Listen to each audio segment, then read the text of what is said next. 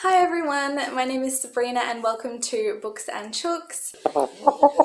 Today I have a book haul which I've been meaning to film for like 2 weeks now, and I should really film it because I have 32 books that I've bought over the last 2-ish months that have just been sitting on piles in front of my bookshelves for almost 2 months, so I really need to film it.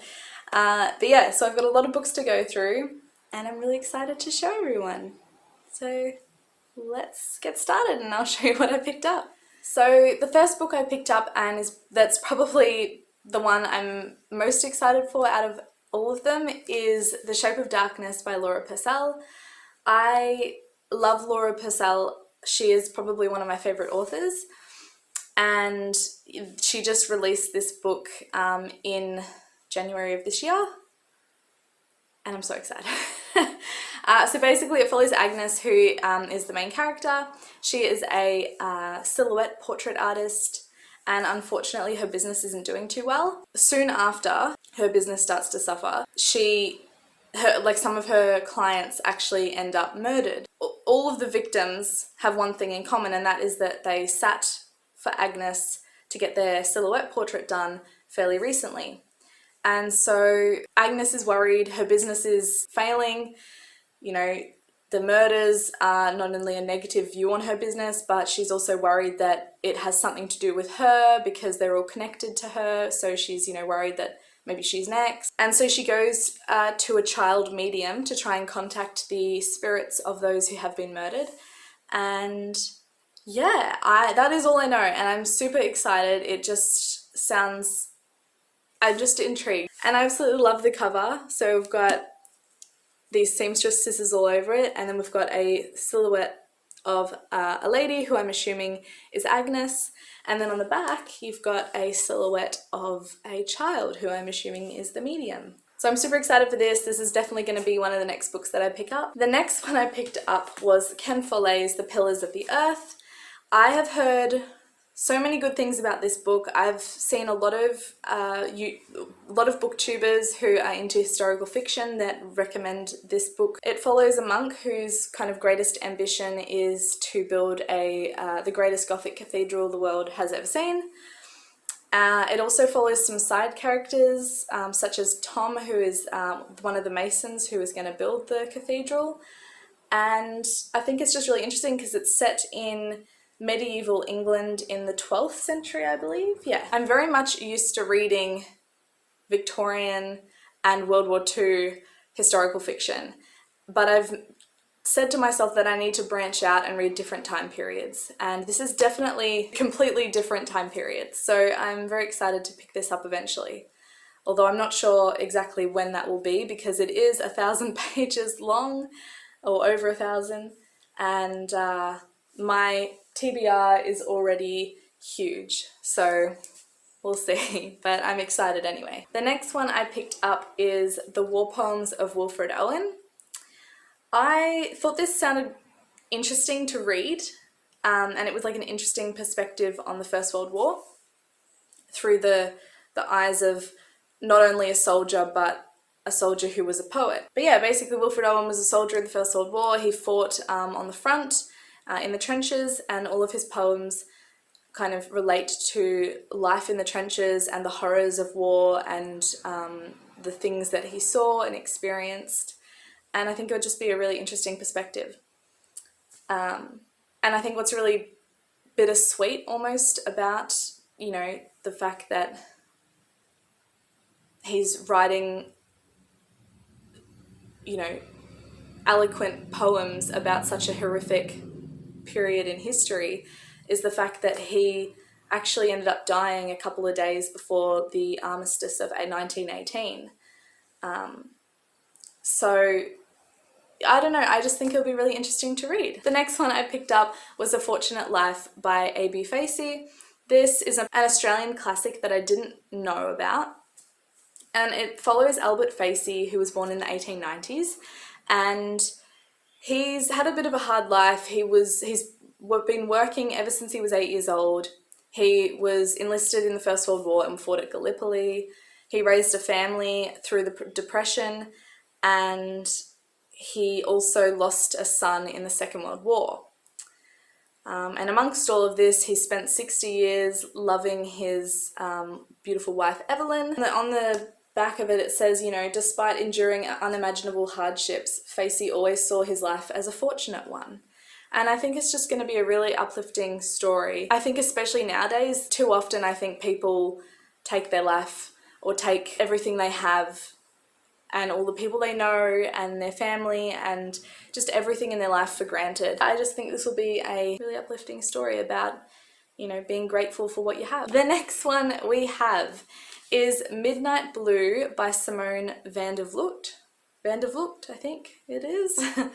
And this is set in the 1650s, and it follows Katrin, who is a housekeeper who kind of has a bit of a dark past, a bit of a secret past that she wants to keep secret, and so she's constantly moving towns and changing jobs to kind of escape her secret. She ends up meeting the owner of a pottery factory, and they both have the goal of wanting to recreate the blue and white porcelain that is coming out of the Far East. But that's pretty much all I know, and I think it just sounded really interesting. The next one I picked up, which I'm really excited for, is The Salt of the Earth by Joseph Whitlam. This is a novel about the First World War, and it follows Peter, who is just a kind of a farm boy who has, you know, a couple of things that he wants in life. He wants to own his own property, he wants to have a wife, and he wants to have a baseball cap. But then the First World War starts, he gets enlisted, and he finds himself fighting a war for means other than his own, for reasons he doesn't understand. Alright, the next book I have is actually really similar to the Laura Purcell Shape of Darkness book. It is called Soot by Andrew Martin, and it's set in the 1790s in York, and basically an artist is found murdered in his home, and he was a kind of renowned cutter of shades and silhouettes, and it becomes clear that the person who murdered him must be one of the last people that actually sat for him. So the last silhouettes that he ended up cutting out become the suspects in the murder investigation. So like a month later, while this investigation is going on, there's this young man who's in debtor's prison, and he's basically given this proposition that he gets released for 1 month, but in that month he has to catch the killer, or he will be returned to debtor's prison and live out a life sentence. But if he can catch the killer, then he will walk free. The next one I got is All Quiet on the Western Front by Eric Remarque. I'm hoping I'm pronouncing that right, but this is a classic. It follows basically an unknown soldier. It's about, you know, the horror and the disillusionment that he experiences living in the trenches. After that, I picked up For Whom the Bell Tolls by Ernest Hemingway. So basically it's set in the Spanish Sierra, and it's about this young American soldier who has been sent there to handle the dynamiting of this important bridge in the mountains. And as he goes to do this, he comes across Maria, who is a young woman who has escaped the rebels. I'm just really interested to see where this story goes. The next one I picked up is The Name of the Rose by Umberto Eco, I think his name is. Please correct me if I'm wrong. And this one I'm super excited for. This is set in 1327, and it's about a priest who arrives at an abbey for theological business. His visit's kind of overshadowed by 7 deaths. And so he kind of is priest turned detective at that point, and he ends up investigating the deaths. It says here, he collects evidence, deciphers secret symbols and coded manuscripts, and it sounds super interesting. that it's, you know, a murder investigation, but it's also set in the Middle Ages. There's 4 books here that are really well known and that I don't really want to talk about at all, because they're just really well known and they'll take up too much time otherwise. So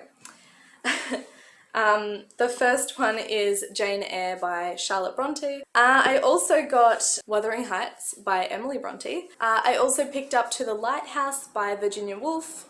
And the last one I picked up that is very popular, and it is The Song of Achilles by Madeline Miller. The next book I have to show you is Anna and Gunther by Jacob Hendricks. This basically follows 2 children who have grown up kind of throughout World War II. They meet each other, they fall in love, and it's actually really cool because it's based on a true story. And halfway through the book, they have actual pictures of the real people who the story is based off. Alright, so the next book I picked up was Pearl Harbor by Takuma Melba. I'm really excited for this actually. It's a non-fiction about the attack on Pearl Harbor, but it's told through the Japanese perspective. So it's, you know, told through a series of like attack plans and diary entries from pilots. And it just sounds really interesting because as a history student, I know how important it is to look at multiple perspectives when looking at historical events. The next one I picked up was Wolf Hall by Hilary Mantel. This is a historical fiction set in the Tudor times, and it's about the Tudor family and all of the drama that surrounds them. So I've heard from other booktubers again that this is a really good read if you're into historical fiction. What's next? The next one I picked up was Blood Meridian by Cormac McCarthy. I actually read Cormac McCarthy's The Road last year. It was a recommendation from my brother, and I really, really enjoyed it. I didn't expect to, but I actually really liked it. Cormac McCarthy's writing style is a bit different, and there are some things that he does that I don't particularly like, but they were things that I could look past in order to, I guess, see the true value of the actual book that he had written. So yeah, I wanted to see what else he had written, and this was one of the, this and The Road are kind of his most well known. It's set in America's westward expansion, and it follows a teenager who is witnessing the violence between the settlers and the railway workers and the Native Americans. The next book I picked up is The Snow Child by Irwin Ivey. This is set in Alaska in the 1920s, and it follows a couple who have recently suffered a tragedy. Yeah, at their house one day they end up seeing a child wandering through the snowy forests, and yeah, that's pretty much all I know about it, but it sounded really interesting. The cover was beautiful, and it also sounds quite heartbreaking as well. The next one I picked up was Cloven Hooves by Megan Linton. This I'm really interested in. This wasn't on my TBR or books that I wanted to buy. It was honestly a recommendation. You know how sometimes you buy things online and it'll come up with similar books to this, or, you know, it was one of those. So it follows Evelyn, who's our main character, who's basically a girl that has never really fit in with society. She doesn't like wearing clothes, she doesn't associate with fellow children, she's not interested in boys. She just likes spending time in the forests in all weather conditions with her companion Pan. For those of you who don't know, Pan is the Greek god of the wilderness and of shepherds and a few other things, I think. He's often depicted as a faun, kind of his bottom quarters are that of a goat. He's got a human torso and head, and then he's got goat horns. So yeah, I just thought it sounded like a really cool book, and I'm really honestly looking forward to reading this. So the next book I picked up was The Witches, Salem 1692, A History by Stacey Schiff. I don't know a lot about the Salem witch trials or about witch trials around the world in general, but I'm interested in them. So I thought this would be really interesting to read. The next one I picked up was Regans Diary. This is a Jewish girl's diary, very much similar to kind of Anne Frank's diary, and I'm just really interested to read it. I don't know how many times I've said interesting or excited in this video, but it's probably a lot. What's next?